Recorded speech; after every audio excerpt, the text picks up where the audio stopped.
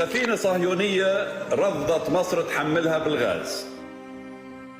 وين توجهت يا اخوان بالكم؟ توجهت الى الجزائر.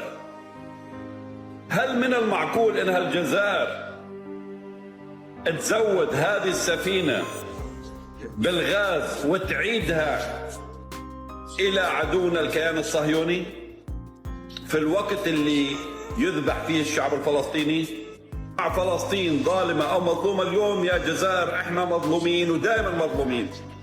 عمرنا ما كنا ظالمين. Thank you, Prime Minister. I'm happy of being here.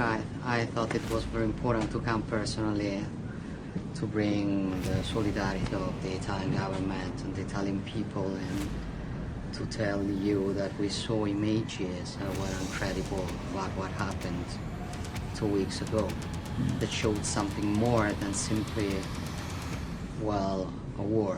They showed somebody who wants to cancel.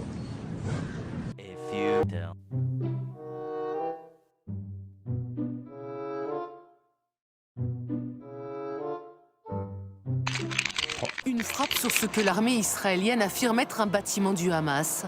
Et l'annonce par Tsahal, un haut responsable du mouvement islamiste a été tué dans ce bombardement. Au 10e jour de la guerre, Gaza ressemble à cela, une ville dévastée. 1 million de personnes ont fui, mais il y a ceux qui restent, comme ces secouristes.